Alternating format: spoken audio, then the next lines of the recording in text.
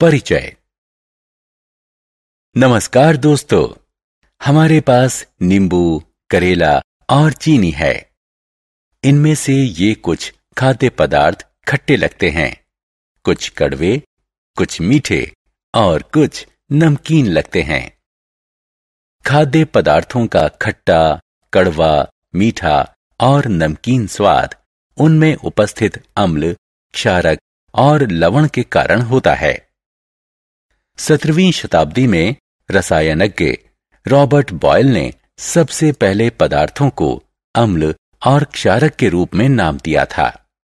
इस पाठ में आप अम्ल, क्षारक और लवण की विशेषताओं के बारे में पढ़ेंगे।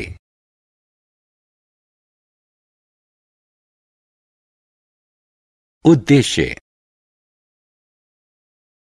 इस पाठ के अंत में आप निम्न करने में सक्षम हो जाएंगे: अम्ल, क्षारक और लवण को परिभाषित करना, अम्ल और क्षारक की विशेषताएं बताना,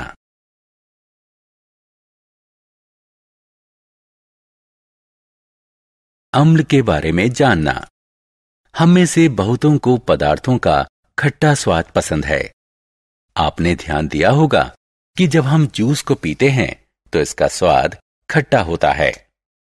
साधारण तौर पर खट्टा लगने वाले पदार्थों में अम्ल यानी एसिड होता है। कुछ खाद्य पदार्थों में सिट्रिक अम्ल होता है, जिसका स्वाद खट्टा होता है। एसिड शब्द की उत्पत्ति लैटिन शब्द एसियर से हुई है, जिसका अर्थ होता है खट्टा।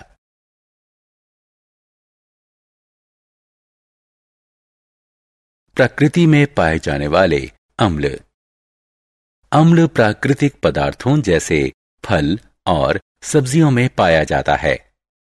क्या आपने कभी सुना है कि चींटी या मधुमक्खी के डंक में अम्ल होता है, जिसके कारण त्वचा में जलन महसूस होती है?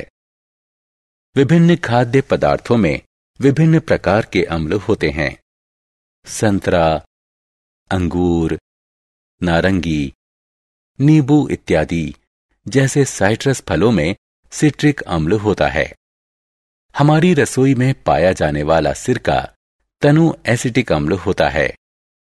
अमरूद, संतरा, रसभरी इत्यादि में एस्कॉर्बिक अम्ल पाया जाता है। मैलिक अम्ल बहुत से फलों में पाया जाता है। सेब में एस्कॉर्बिक अम्ल काफी अधिक मात्रा में होता है।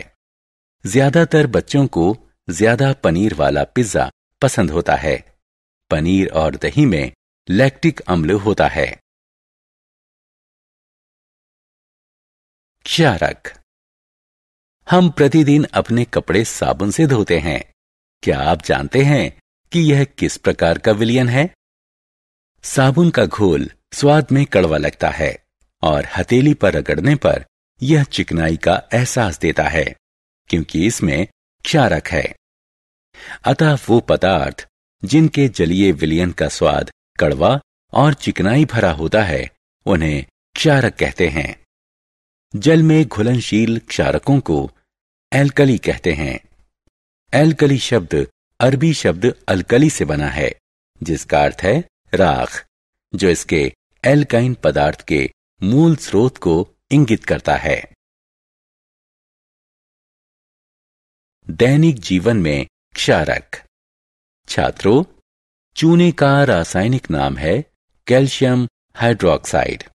जल में चूने को घोलकर चूना पानी का निर्माण किया जाता है। दूधिया मैग्नीशिया एक औषधि है जो आहार के पाचन में सहायता करती है। इसमें मैग्नीशियम हाइड्रोक्साइड होता है, जो क्षारक होता है।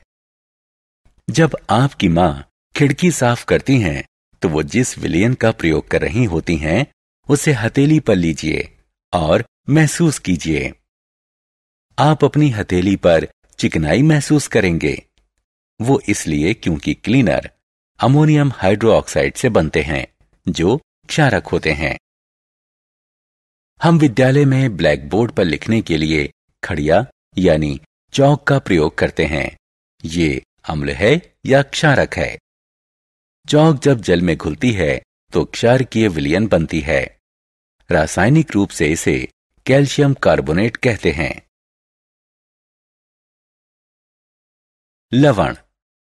क्या आप जानते हैं कि चींटी के डंक के स्थान पर बेकिंग सोडा लगाने से आपको आराम मिलता है? ऐसा इसलिए क्योंकि बेकिंग सोडा चींटी के दंश को निष्प्रभावी कर देता है। अब हम जानते हैं कि अम्ल या क्षारक क्या होता है। आइए जानें कि अम्ल और क्षारक को मिलाने से क्या होता है। एक अम्ल या क्षारक मिलकर लवण और जल प्रदान करते हैं।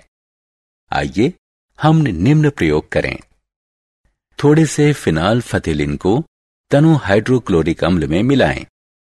अम्लीय विलयन में सूचक रंगहीन रहता है।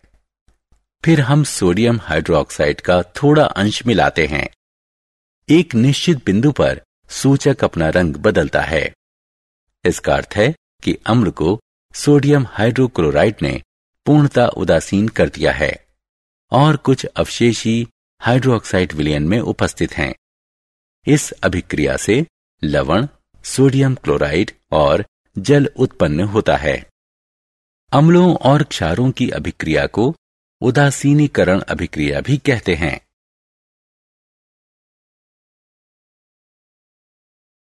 हमारे दैनिक जीवन में उदासीनीकरण। कभी कभी हम अपने पेट में जलन महसूस करते हैं। ऐसा क्यों होता है? हमारे आमाशय में हाइड्रोक्लोरिक अम्ल यानी HCl स्रावित होता है। ये एक शक्तिशाली अम्ल होता है जो आहार पाचन में हमारी सहायता करता है। लेकिन अम्ल के अत्यधिक स्राव से पेट में जलन होती है। इस जलन से राहत पाने के लिए एक प्रति अम्ल लिया जाता है। प्रति अम्ल में क्षारक होता है जो पेट के अतिरिक्त अम्ल को उदासीन कर देता है। हम जिस मृदा को कृषि के लिए उपयोग करते हैं वो भी अपनी प्रकृति में अम्लीय या क्षारीय हो सकती है। क्षारीय मृदा में जैविक पदार्थ मिलाए जाते हैं जो अम्ल निर्मुक्त करते हैं। इस तरह मृदा उदासीन हो जाती है। बहुत से कारखाने अम्लीय अपशिष्ट निर्मुक्त करते हैं जो जलाशयों के पानी में गिरने के बाद उन्हें क्षति पहुंचाते हैं। परिणाम स्वरूप जलीय जीवों की मृत्यु हो जाती है। अतः अम्लीय अपशिष्ट के निस्तारण से पहले उन्हें क्षारक जैसे बुझे हुए चूने से उदासीन किया जाता है।